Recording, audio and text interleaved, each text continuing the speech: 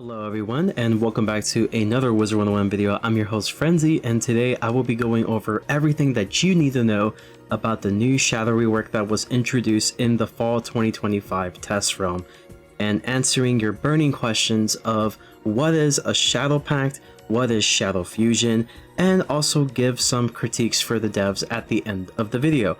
But without further ado, let's get started. Shadow pacts come in two different types. Self-pacts is a contract mechanic that requires specific hanging effects on the caster. Failure to fulfill the contract increases the health toll of up to 15% of the caster's max health. On screen, you will see every current shadow self-pact that exists in the game. The second kind of shadow pact is the target pacts. Target pacts is a contract mechanic that requires specific hanging effects on the enemy targets. Failure to fulfill the contract increases the health toll of up to 15% of the caster's max health. On screen, you will see every current target shadow pact that exists in the game. On screen, you're going to see two examples of shadow pacts in action. The first example is shadow pacts when you don't fulfill the pact.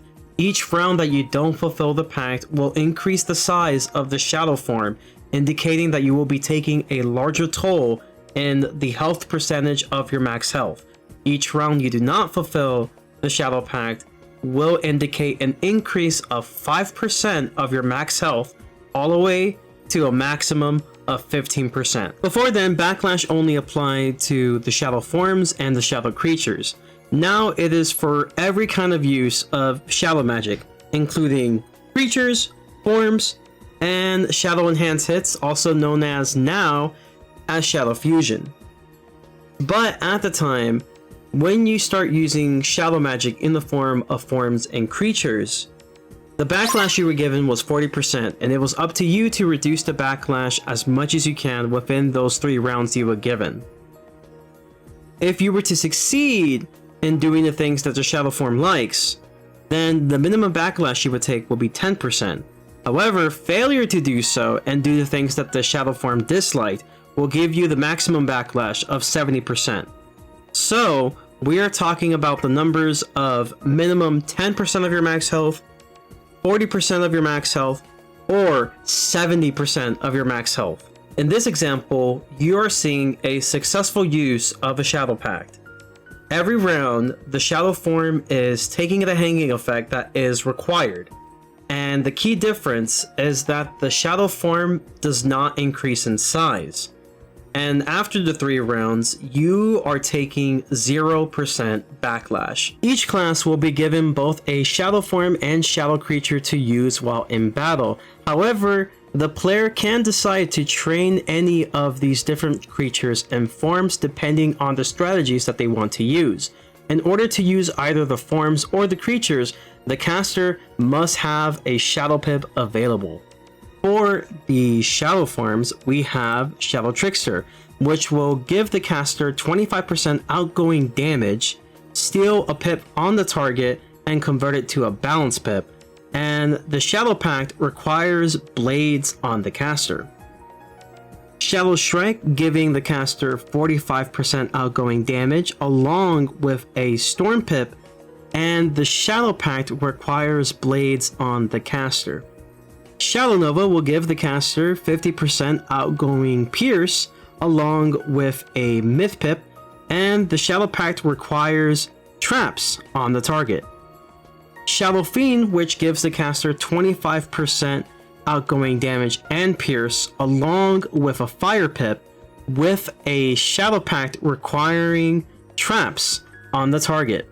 Shadow Sentinel, which will intercept 50% incoming damage and reduce the incoming damage by 30% on the caster, along with giving the caster an ice pip, with the Shadow Pact requirement requiring shields on the caster.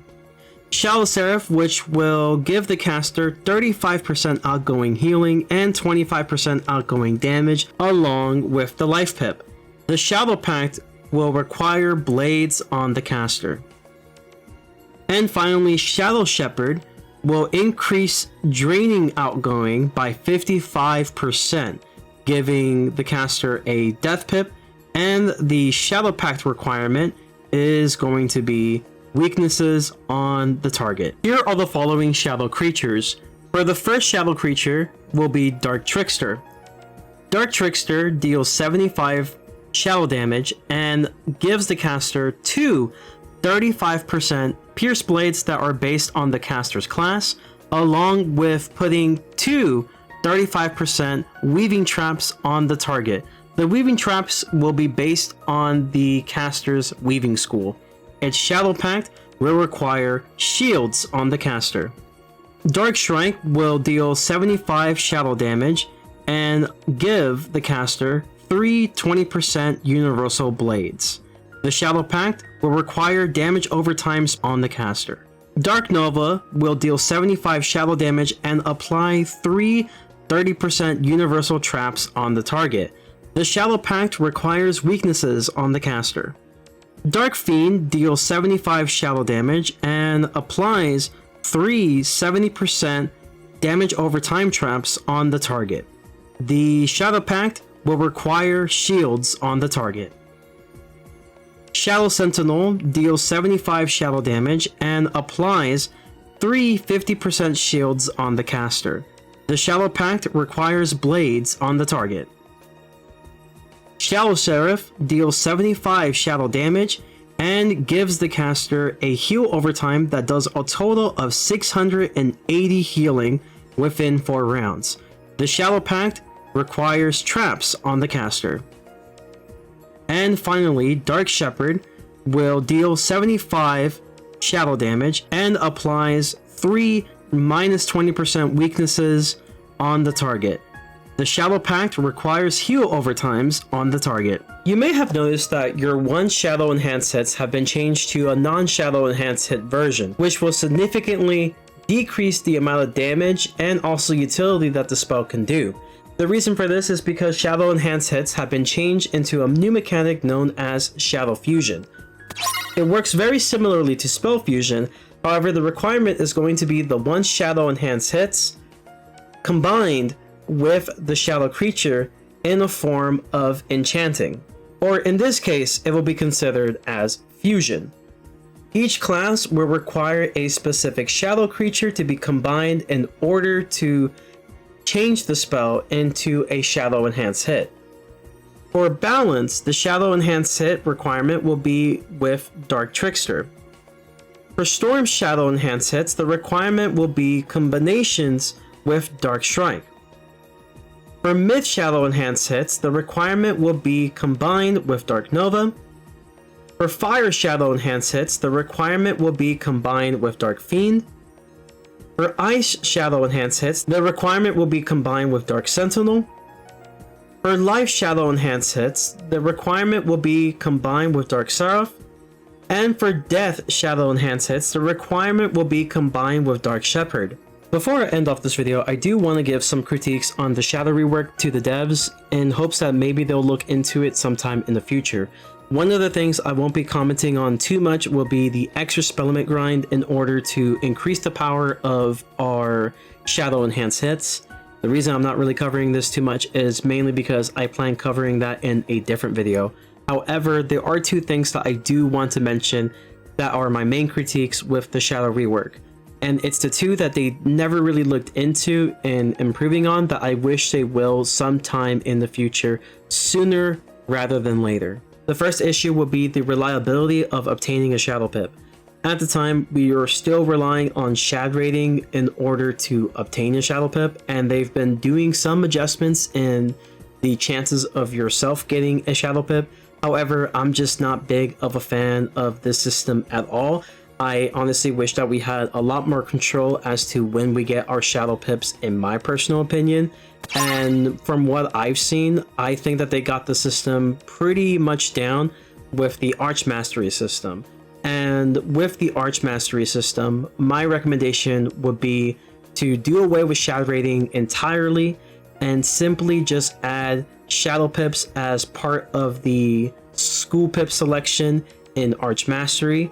And you can have it to where for PvP to prevent spamming, and this also includes advanced content, you can have it to where the Path B and potentially even the Path C, which typically tends to be for PvP, to require both a school pip and a shadow pip to use a shadow enhance hit, while for PvE players, which they will typically stick with path A, they can just keep it to where their only requirement is having the shadow pip.